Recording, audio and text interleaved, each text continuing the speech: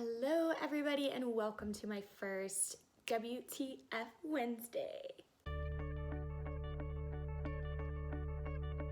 So today's mystery is going to be on the unsolved case of the Dyatlov Pass. This incident happened in Russia back in 1959 and it still to this day is unsolved and super bizarre, and there's so many weird missing pieces to this whole story, and I thought it would be the perfect start to WTF Wednesdays.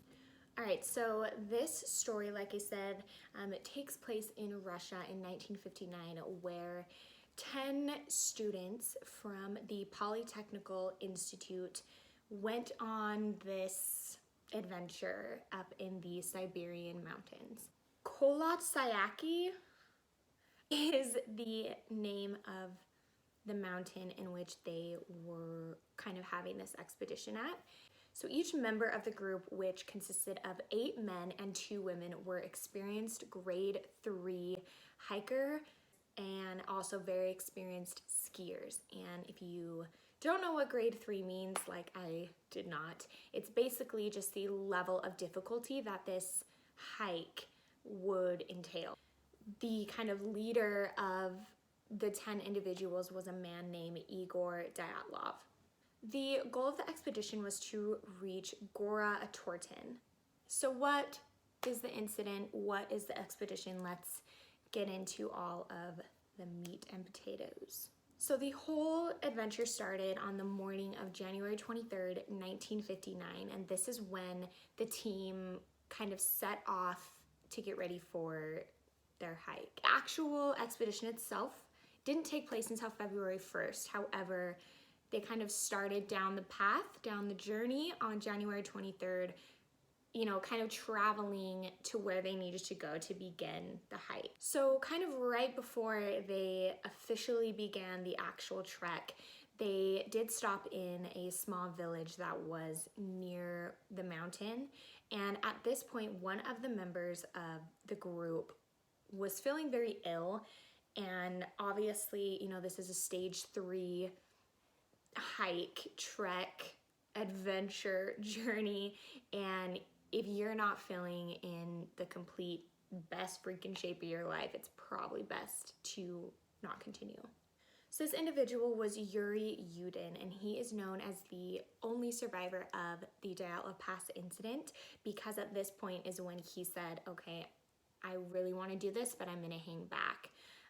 And you guys have to know, they were in the Siberian mountains in January, February. I mean, it was below freezing temperatures. It was negative 22 degrees. Something that I find very interesting about this whole case is that this team documented everything. They had journals, diaries, cameras. They took so many photos, wrote everything down, and you really wanted to document every little thing that was happening on this journey. So now we've reached February 1st, and this is kind of when everything all starts to take place. The team reached the foot of the mountain that was ironically known as the Dead Mountain from the indigenous people in the surrounding villages. So it was here where the hikers decided to kind of set up camp for the night and then proceed the kind of 10-mile trek up to the top of the mountain.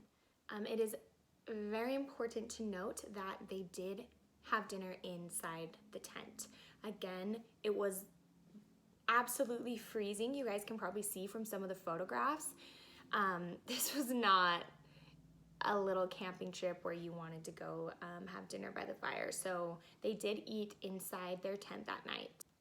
So as I said before, this whole expedition was to take about 14 days. So now a couple of weeks has passed, and relatives and family members of the team started getting worried. No one had heard from anybody. Igor Dyatlov was supposed to send out like a transmission message on the 12th of February, and that never happened either. So at this point, people are starting to wonder, where where are these 9 individuals and what's going on? It was about February 20th when, the family members and friends of the team demanded that the Institute send out a search party and get the police involved. There were multiple volunteers from the Institute, other students, faculty members, and then of course the police were involved as well using, planes and helicopters.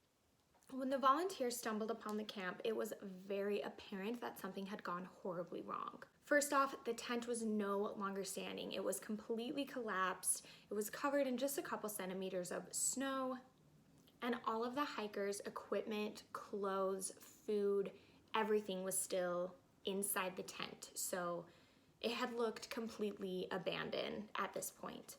Another interesting thing to note is that when looking through this tent, there was large slash marks from the inside of the tent out. So the tent had been completely cut open and everything was left inside. The search team came across 9 pairs of footprints that were still kind of embedded in the snow. Something so bizarre about these footprints is they were very, how do you say this, calmly, relaxed footprints. They were very strategically placed. It had just looked like 9 pairs of footprints walking in the snow. It didn't look like anyone was running. There wasn't there was no reason to believe that there was any kind of altercation or panic or anything of the sort. The search team continued to follow these footprints into the woods, and this is where the discovery of the first 2 bodies were found. So these 2 bodies were found at the bottom of a massive oak tree, and next to them looked to be a fire that the men had possibly tried to create. So here's where this part gets bizarre. It definitely looked as if the men were trying to very quickly climb this tree. So the bodies had very cut up hands. Their hands were just destroyed, had blood, shredded, as well as the tree. So there were some broken branches that looked as if someone was stepping on them, as well as some of the blood and scratch marks in the tree. So it looked as if the men were trying to very quickly climb this tree. And if that's not strange enough, they were almost completely naked. Again, for the 3rd freaking time, it is negative 20 degrees out here. They are in the snow-packed, blizzard wind, Siberian freaking wilderness. And they were in socks, underwear, and a t-shirt. That is it. These men obviously died from hypothermia. Other than their hands being shredded from climbing the tree, they had no other physical injuries or internal injuries. 3 more hikers' bodies were found at varying distances. These bodies were covered in a light layer of snow. They were found face down, heading the direction back to the tent. So these bodies, similar to the 2 men that were found, were not dressed for this weather. They had, again, socks on. I think one of them had pants and the rest were in underwear and t-shirts. So again, these bodies were found to have died from hypothermia as well. And just like the 2 men, there were no physical or internal injuries to the bodies. A couple of months later, the last 4 bodies were found, and this is interesting because these bodies were found the first set of bodies were found in, end of February, early March, and it wasn't until early May that the last 4 bodies were found. A couple of really strange things to note. One of the females, Dubanina, who was missing her eyes and her tongue and pieces of her lips. The first thing that popped into my head when I read this is, well, okay, an animal most likely got to her, right? However, the medical examiner determined that these injuries were actually not from an animal. It was determined that the eyeballs missing and kind of the bulginess of her eye sockets were due to her body decaying in a different way than the other men. that were found. However, it is still unexplained of how her tongue and pieces of her lips were missing. I believe from the medical examiner's report, the tongue and the lips were removed in more of like a precise way. I believe they were not like cut out, but it also was obvious that they weren't like chewed or ripped off. I just find that super bizarre and interesting. And it's also interesting that it's just her. So even if an animal did get to Dubinina, there's 3 other bodies a foot away from her that were untouched. Another interesting thing about the last 4 bodies that were found is they had created sort of, I'll insert a picture because it's kind of hard to explain, but it's basically like a snow bank type of structure that they tried to create. Unlike the other bodies that, you know, had died from hypothermia and had really no physical or internal injuries, each of these bodies sustained pretty severe internal injuries. One of the bodies had a fractured skull, and the other 2 had severe like fractured ribs and chest. And what's so interesting and bizarre about this is that neither one of them, or none of them, I should say, had any kind of like physical injuries. It's almost like the injuries they sustained were caused by like pressure. The medical examiner said their injuries were similar to those you would get in like a car accident. So super weird. Again, there's just so many weird aspects of this mystery that just don't add up, and they're very strange. So let's sum this up. So we know that these hikers seemed to have left this tent in a hurry, right? They didn't even have time to put shoes on or grab their coats, and the tent was slashed open from the inside out. There was some kind of possible threat inside the tent. It's also kind of apparent to me that obviously something happened. They all had to piece out of the tent and possibly split up. You know, you go this way, we'll go this way, we'll go climb that tree and see if we can find anything. You guys go here, see if you can find shelter. Again, this is my own speculation. Nobody knows anything. So there are a few theories floating around that I would like to pop in just to get your guys' gears thinking if you aren't already like, what the hell is going on here? And a couple of them are very far-fetched, you guys, but I want to throw them in here anyway, just because I think, you know, they're far-fetched to me, but maybe one of you watching don't think it's far-fetched and would like to research it more. Be my guest. So the first one is, I don't even know why I'm laughing, you guys, because I straight up believe in a Yeti, okay? Do I think the abominable snowman is real? Bigfoot, a Yeti? Absolutely. I totally believe in that shit. However, I do think this theory is a little bit far-fetched because obviously none of the injuries and causes of death in this scenario had anything to do with a physical altercation from a Yeti. The reason this theory is floating around is because this photograph that was taken on Semignon, I think that's how you pronounce his name. There were a couple of very interesting photographs taken on his camera, and one of them was this one here.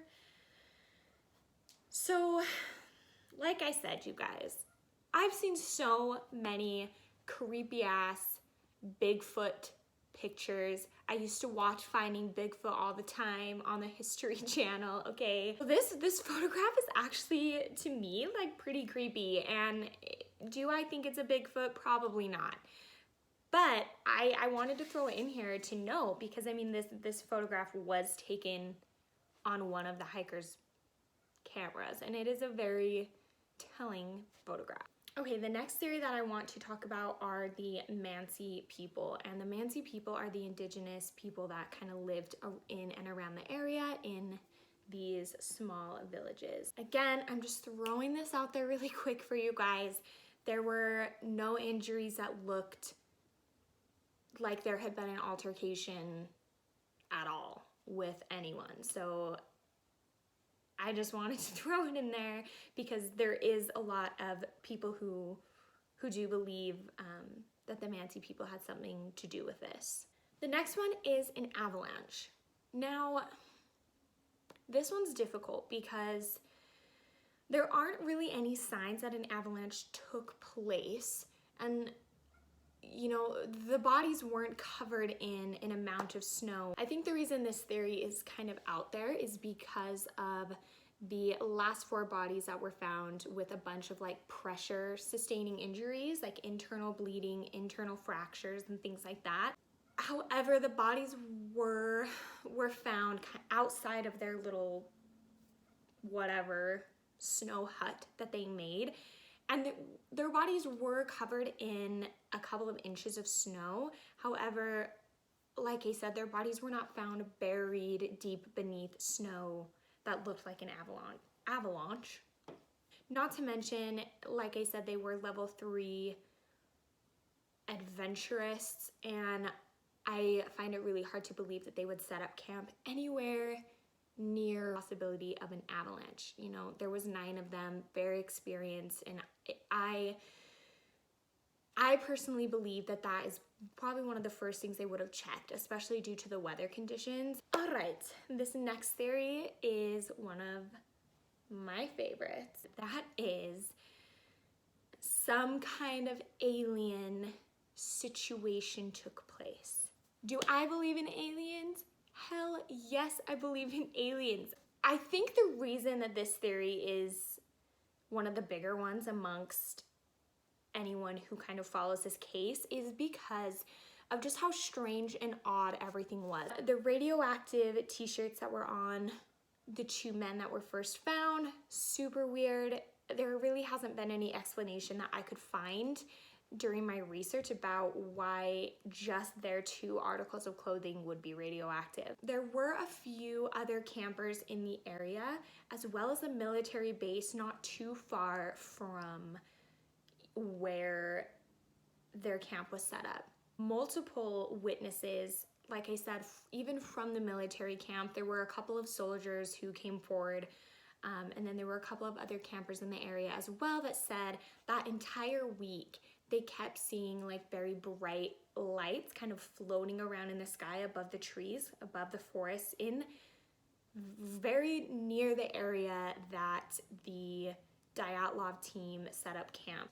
They said that these lights would just kind of roam around in the sky for several seconds to a minute before they would disappear.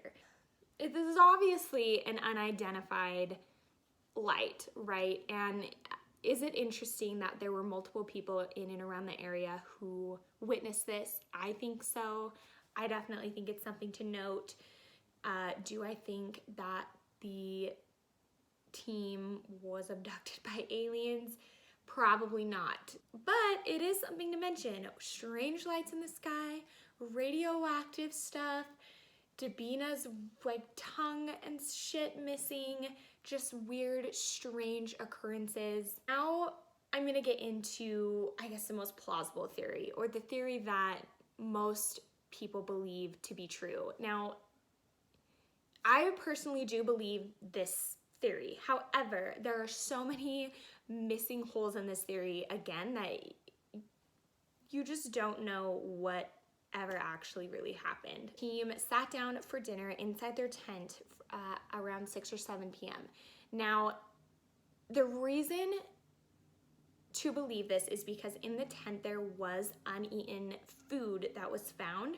What a lot of people think happened is there was some situation with the stove after dinner. Maybe the exhaust from the stove filled up the tent with smoke, and the team, I mean, this tent wasn't that large, you guys. And if there were, you know, smoke engulfing in this tent, you know, that could explain the reason why the tent was just completely slashed open for everybody to get out. At this point, I think everybody left the tent and all just kind of stood around and were like, shit, what do we do? This is where no one knows what took place after this. I mean, do I believe that that is definitely something that could have happened to the tent and could have been a reason why they left? Yes, probably. I just don't understand why before splitting up they wouldn't have gone back over to their tent to at least put on a coat or a hat or shoes. Like, nobody knows what happened. Nobody knows why they chose to do what they did. I'm getting creeped out. I think this is just one of those crazy mysteries that you are just like shocked about. And it's just crazy that it's been so long too and it still hasn't been solved. All right, you guys, that is it. I hope you enjoyed this video. If you did, please let me know. Please subscribe. Let me know how you liked this video. I definitely want my WTF Wednesdays to be kind of more of this kind of mystery, creepy, alien, paranormal, unsolved shit. I hope you guys have a great rest of your week, and I will see you in my next video.